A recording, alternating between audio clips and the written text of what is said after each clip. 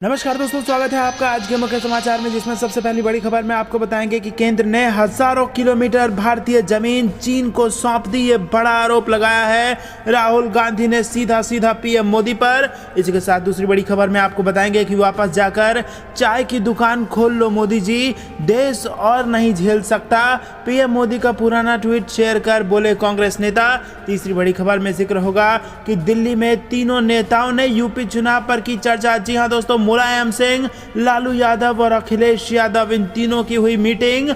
और इसी के साथ लालू यादव ने कहा कि देश को समाजवाद की जरूरत है और मुलाकात की 7 बड़ी बातें आपको बताएंगे दोस्तों। इसी के साथ आपको ये भी बताएंगे कि यूपी चुनाव से पहले अभ्यर्थियों का फूटा योगी सरकार पर गुस्सा। बीजेपी दफ्तर घेर करके पूछा कि शिक्षक भर्ती नहीं करनी थी तो डीएलईडी का एग्जाम क्यों करवाया। इसी के साथ दोस्तों अगली बड़ी खबर में जिक्र होगा कि 2024 लोकसभा चुनाव में लोकप्रिय होगा खेला होबे का नारा। ममता बनर्जी ने मोदी सरकार पर बोला हमला। दोस्तों हर एक खबर की गहराई में आपको ले जाएंगे, लेकिन उससे पहले अगर आपको भी ऐसा लगता है कि 2022 के उत्तर प्रदेश चुनाव और 2024 के लोकसभा चुनाव में भाजपा की मुश्किलें बढ़ेंगी, सुपड़ा साफ हो सकता है, तो आप अभी इस वीडियो को लाइक कीजिए और कमेंट में हमें बताइए कि किसकी बनेगी सरकार। दरअसल दोस्तों रुक करते हैं पहली बड़ी खबर की तरफ। केंद्र ने हजारों किलोमीटर भारतीय जमीन चीन को सौंप दी है। क्या दोस्तों आप भी ऐसा मानते हैं कि चीन के मुकाबले भारत ने अपनी ताकत नहीं दिखाई है? हाँ या ना में अपनी राय बताइए। और यहाँ पर राहुल गांधी ने पीएम मोदी पर हमला बोलते हुए ये बड़ा आरोप लगा दिया। दोस्तों राहुल गांधी ने सोमवार को एक बार फिर भारत और चीन सीमा को लेकर केंद्र सरकार पर निशाना साधा।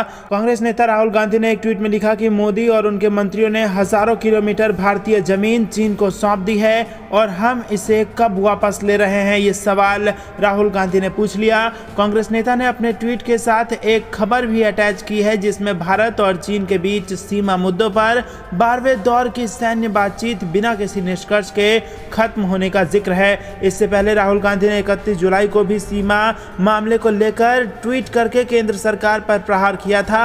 उन्होंने लिखा था न राष्ट्रीय सीमा सुरक्षित है, न राज्य की सीमा सुरक्षित है और विवादों व दंगों को हमारे देश की पवित्र भूमि में बीज की तरह बोया जा रहा है। इसका परिणाम भयानक है और होगा। और पिछले दिनों एलएसी विवाद को खत्म करने के लिए चीन ने 26 जुलाई को बातचीत करने का सुझाव दिया था, जिसे भारत ने कारगिल विजय दिवस के चलते खारिज कर दिया था।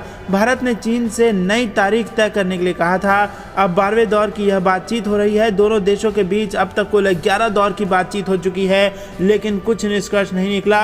और इसी बीच राहुल गांधी ने देश की जमीन चीन को दे देने का आरोप लगाया है। रुक करते हैं अगली बड़ी खबर की तरफ। वापस जाकर चाय बेचें पीएम मोदी, देश उनको और नहीं झेल सकता, ये बड़ा बयान दिया है कांग्रेस के नेता ने। आपको बता दें कि साल 2014 से पहले जब कांग्रेस की सरकार सत्ता में थी, तब बीजेपी महंगाई भ्रष्टाचार के मुद्दे को लेकर सरकार को घेरने का एक भी मौका नहीं गंवाती थी। मनमोहन सिंह सरकार को बीजेपी कमजोर सरकार बताती थी। उस वक्त नरेंद्र मोदी जो प्रधानमंत्री पद के दावेदार थे और गुजरात के मुख्यमंत्री के रूप में अपनी सेवाएं दे रहे थे, उन्होंने कहा था कि देश को एक मजबूत सरकार की जरूरत है। उन्होंने उस दौरान एक ट्वीट किया था जिसे शेयर कर अब यूथ कांग्रेस के राष्ट्रीय अध्यक्ष श्रीनिवास बीवी ने तंज किया है। दरअसल नरेंद्र मोदी ने अपने ट्वीट में लिखा था कि मोदी कोई मायने नहीं रखते, बल्कि वो तो वापस जाकर अपनी चाय की दुकान खोल सकते हैं। उनका यही ट्वीट शेयर करते हुए श्रीनिवास ने लिखा कि सहमत,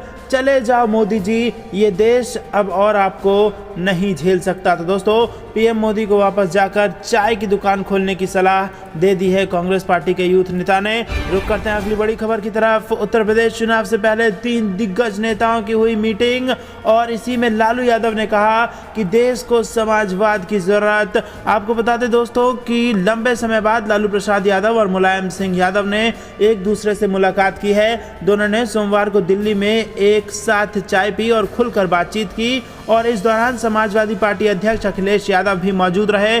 बताया जा रहा है कि दोनों नेताओं के बीच करीब 2 घंटे तक उत्तर प्रदेश चुनाव को लेकर मंथन हुआ। लालू और अखिलेश यादव ने मुलाकात की फोटो सोशल मीडिया पर भी शेयर की और इसी के साथ लालू प्रसाद यादव ने एक बड़ा बयान दे दिया जिसमें उन्होंने कहा है कि उत्तर प्रदेश को और देश को समाजवाद की जरूरत है। तो दोस्तों, क्या वाकई में सारे विपक्षी दल एकजुट हो जाएंगे और क्या वाकई में 2022 के चुनाव में भाजपा को होगा बड़ा नुकसान? आप दोस्तों कमेंट में हमें जरूर बताइए और वीडियो को लाइक कीजिए अगर आप भी चाहते हैं कि भाजपा को 2024 से पहले पहला झटका उत्तर प्रदेश में लग जाए। रुक करते हैं अगली बड़ी खबर की तरफ। उत्तर प्रदेश चुनाव से पहले अभ्यर्थियों का फूटा योगी सरकार पर गुस्सा।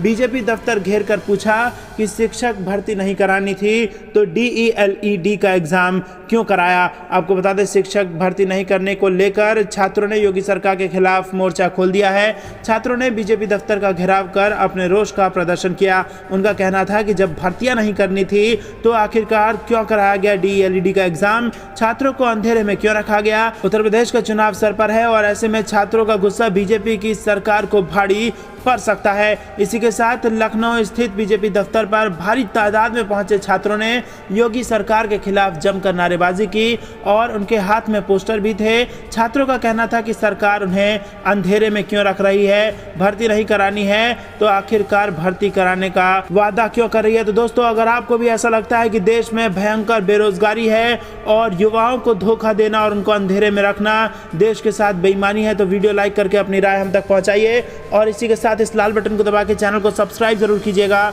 और घंटी जरूर बजाइएगा। दोस्तों, रुक करते हैं अगली बड़ी खबर की तरफ।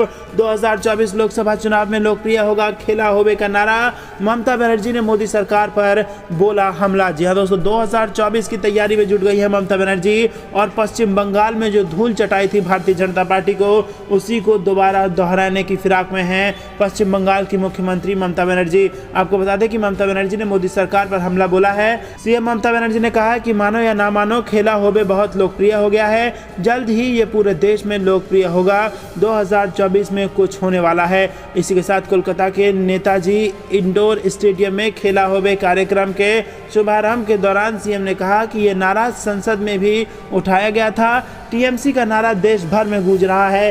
तृणमूल कांग्रेस का चुनावी नारा खेला होबे लोगों के बीच बेहद लोकप्रिय हो गया है और आने वाले दिनों में खेले जाने वाले सभी मैचों का पूरा देश गवाह बनेगा। उन्होंने परोक्ष रूप से 2024 के लोकसभा चुनाव की ओर इशारा करते हुए ये टिप्पणी की है। टीएमसी सुप्रीमो ने कहा है कि भारत को रास्ता दिखाने में बंगाल को गर्व होगा और इसी के साथ 2024 के लोकसभा चुनाव में भी खेला होगा और भारतीय जनता पार्टी को उसी तरह से धूल चटाया जाएगा जो बंगाल में चटाया गया है, इस तरफ इशारा किया गया। दोस्तों, रुक करते हैं अगली बड़ी खबर की तरफ। कांग्रेस मनाएगी क्रांति दिवस। अंग्रेजों भारत छोड़ो की तर्ज पर यूपी में चलाएगी अभियान। आपको बता दें, कांग्रेस की मासिक बैठक में 11 अगस्त को क्रांति दिवस मनाने की कार्य योजना तय की गई है। जिला अध्यक्ष ओमकार सिंह की अध्यक्षता में हुई बैठक में मुख्य अतिथि प्रदेश महासचिव एवं जोनल प्रभारी क्रांति दिवस को सफल बनाने का उन्होंने आह्वान किया। दोस्तों, रुक करते हैं अगली बड़ी खबर की तरफ। पेगासस मुद्दों पर अड़ गया विपक्ष, अब चलाएगा अपनी खुद की संसद। कल राहुल गांधी के घर पर होगी बड़ी बैठक। आपको बता दें, जासूसी कांड विवाद पर केंद्र और विपक्ष के बीच गतिरोध जारी है और इस दौरान संसद का मानसून सत्र खत्म होने की कगार पर है और इस बाबत विपक्षी दल मंगलवार को सुबह 10 बजे कांग्रेस के राहुल गांधी के नेतृत्व में बैठक करेंगे। विपक्षी दल सरकार पर उनकी बात को जनता तक नहीं पहुंचने देने और केवल विधेयक दर विधेयक पास करने का आरोप लगाते हुए परिसर के बाहर एक अपनी संसद आयोजित करने पर विचार कर रहे हैं और विपक्ष का कहना है कि पेगासस राष्ट्रीय सुरक्षा का मुद्दा है जिस पर सरकार को स्पष्ट बात करनी होगी। बता दें कि 19 जुलाई को मानसून सत्र शुरू होने के बाद से विपक्ष के विरोध और पेगासस और किसान के मुद्दे पर चर्चा की मांग के बीच संसद मुश्किल से ही चल पाई। गौरतलब है कि पेगासस जासूसी मामला और कुछ अन्य मुद्दों को लेकर पिछले कई दिनों से संसद में चल रहे गतिरोध के बीच सरकारी सूत्रों ने शनिवार को कहा कि अब तक संसद की कार्यवाही कुल निर्धारित 107 घंटे में से सिर्फ 18 घंटे ही चल पाई है। तो दोस्तों, क्या आपको भी ऐसा लगता है कि देश के बड़े बड़े मुद्दों से भाग रही है भारतीय जनता पार्टी? कमेंट में अपनी राय बताइए और अगर आपको भी ऐसा लगता है कि जल्द से जल्द इन तमाम बड़े और गंभीर मुद्दों पर भाजपा को जवाब देना चाहिए और संसद चलनी चाहिए, तो वीडियो को लाइक करके अपना समर्थन जरूर दर्ज कराइए। रुक करते हैं अगली बड़ी खबर की तरफ। 5 अगस्त को सुप्रीम कोर्ट करेगा दिल्ली पुलिस कमिश्नर राकेश अस्थाना की नियुक्ति को चुनौती देने वाली याचिका पर सुनवाई। जी हां दोस्तों, दिल्ली पुलिस कमिश्नर राकेश अस्थाना की नियुक्ति को चुनौती देने वाली याचिका पर सुप्रीम कोर्ट सुनवाई के लिए तैयार हो गया है और अब 5 अगस्त को सुप्रीम कोर्ट के द्वारा इस याचिका पर सुनवाई होगी। वहीं दूसरी तरफ दिल्ली पुलिस कमिश्नर की जिम्मेदारी संभालने के बाद राकेश अस्थाना ने संसद परिसर में गृह मंत्री अमित शाह से मुलाकात की। समाचार एजेंसी के मुताबिक राकेश अस्थाना की दिल्ली पुलिस कमिश्नर के तौर पर नियुक्ति को चुनौती देने वाली प्रधानमंत्री, गृह मंत्री और गृह मंत्रालय के खिलाफ एक वकील ने अवमानना याचिका दायर की है। चीफ जस्टिस एनवी रमना और जस्टिस सूर्यकांत की बेंच इस मामले की सुनवाई करेंगे। गौरतलब है कि राकेश अस्थाना की दिल्ली पुलिस कमिश्नर के तौर पर नियुक्ति को सुप्रीम कोर्ट में चुनौती दी गई है, जिसमें अस्थाना की नियुक्ति रद्द करने की मांग को लेकर एडवोकेट ML शर्मा ने अवमानना याचिका दायर कर दी है। याचिका में वकील शर्मा ने पीएम नरेंद्र मोदी, गृह मंत्री अमित शाह और गृह मंत्रालय के अधिकारियों के खिलाफ भी अवमानना की कार्रवाई की मांग की है। तो दोस्तों, बढ़ सकता है, तूल पकड़ सकता है ये मुद्दा और यहाँ पर सिर्फ और सिर्फ पुलिस कमिश्नर की नियुक्ति को रद्द करना नहीं बल्कि अवमानना का केस डाल दिया गया है और किसी पर नहीं, प्रधानमंत्री मोदी पर और गृह मंत्री अमित शाह पर और इसी के साथ मंत्रालय पर भी। रुक करते हैं अगली बड़ी खबर की तरफ। पीएम मोदी के सलाहकार अमरजीत सिन्हा ने दिया इस्तीफा। पीएमओ छोड़ने वाले साल के दूसरे बड़े अधिकारी। आपको बता दें कि प्रधानमंत्री नरेंद्र मोदी के सलाहकार अमरजीत सिन्हा ने सोमवार को इस्तीफा दे दिया। इसको लेकर कोई आधिकारिक बयान अभी जारी नहीं किया गया है, लेकिन हिंदुस्तान टाइम्स ने प्रधानमंत्री कार्यालय के अधिकारियों से इसकी पुष्टि की है। सिन्हा ने इस्तीफे को लेकर हिंदुस्तान टाइम्स के सवालों पर अभी कोई प्रतिक्रिया नहीं दी है। आपको बता दें कि सिन्हा 1983 बैच के बिहार कैडर के IAS अधिकारी हैं और पिछले साल फरवरी में उन्हें पीएम मोदी का सलाहकार नियुक्त किया गया था और इस्तीफे के पीछे की वजह अभी साफ नहीं है और इस साल पीएमओ से ये दूसरा अहम इस्तीफा है। इसी साल मार्च में प्रधानमंत्री मोदी के प्रमुख सचिव PK सिन्हा ने भी त्याग पत्र सौंप दिया था। तो दोस्तों, चलते हैं अगली बड़ी खबर की तरफ। बिहार के मुख्यमंत्री नीतीश कुमार ने भी कर दी है जासूसी कांड के जांच की मांग। बेहद बड़ी खबर, बिहार में हो सकता है बड़ा सियासी भूचाल और गिर सकती है एनडीए की सरकार। फूट के संकेत यहां पर सामने आ रहे हैं और नीतीश कुमार ने जासूसी कांड की जांच करने का जिक्र कर दिया है। आपको बता दें कि एनडीए सरकार में सहयोगी जनता दल यूनाइटेड के नेता और बिहार के सीएम नीतीश कुमार ने पेगासस जासूसी मामले की जांच की मांग की है।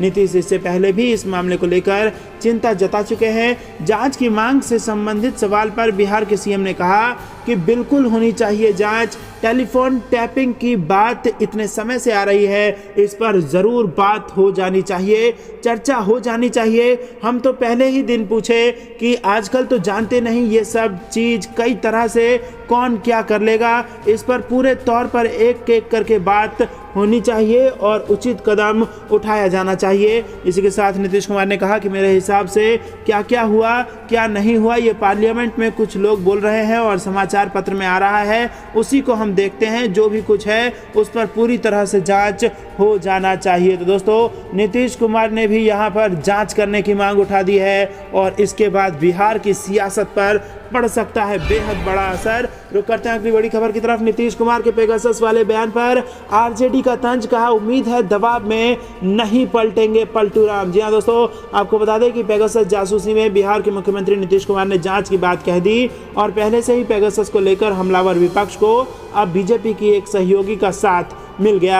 आपको बता दें नीतीश कुमार ने कहा है कि फोन टैपिंग की बात इतने दिनों से सामने आ रही है तो इस पर चर्चा हो ही जानी चाहिए, जिसको लेकर अब आरजेडी ने पलटवार किया है। आरजेडी के राज्यसभा सांसद मनोज झा ने सोमवार को कहा कि मैं उनसे अपनी मांग पर कायम रखने का अनुरोध करूंगा। मुझे उम्मीद है कि वो दबाव में नहीं आएंगे और कहेंगे कि मेरे बयान की गलत व्याख्या की गई है। दरअसल पेगासस जासूसी मामले को लेकर पूछे गए सवाल पर नीतीश कुमार ने कहा कि लगातार ऐसे मामले सामने आ रहे हैं तो इनकी जल्द से जल्द जांच हो जानी चाहिए। सीएम नीतीश ने कहा है कि जांच के बाद ही सही कदम उठाया जाए और क्या हुआ क्या नहीं हुआ ये सब न्यूज़ से उनको पता चला है और इसकी जांच हो जानी चाहिए। वहीं इस मामले पर कांग्रेस के लोकसभा में नेता अधीर रंजन चौधरी ने कहा कि सरकार जासूसी कांड में पेगासस पर चर्चा करने से क्यों डर रही है। सरकार की तरफ से कोई चूक भी तो हो सकती है। सरकार सदन के अंदर ये भी कह सकती है कि चूक हुई थी, हम सुधार लेंगे। कोई ज़रूरी नहीं है कि कोई सरकार हर काम सही दिशा में या सही ढंग से करेगी, कहीं भी चूक हो सकती है। भाजपा मनमानी के चलते जो कदम उठा रही है उससे घटक पार्टियां धीरे धीरे उससे अलग होती रहेंगी और शिरोमणि अकाली दल किसानों के मुद्दे पर अलग हट गई है, शिवसेना भी अलग हट गई है और अब ये संभावना है कि नीतीश कुमार भी ये गठबंधन छोड़कर निकल जाएं और इसका असर न केवल 2024 के लोकसभा चुनाव पर होगा और केंद्र सरकार में होगा, बल्कि इसका असर सीधे सीधे बिहार की विधानसभा में होगा और बिहार में बदल जाएगी सरकार। दोस्तों ये थी दिन भर कुछ बेहद जरूरी और बड़ी खबरें। अंत तक बने रहने के लिए बहुत बहुत धन्यवाद। देख रहे थे आपका अपना चैनल द कंपेल न्यूज। जय हिंद, जय भारत। जाने से पहले आप अभी इस वीडियो को लाइक कीजिए, लाल बटन को दबा के चैनल को फ्री में सब्सक्राइब कीजिए और घंटी बजाकर कमेंट में लिखिए जय हिंद।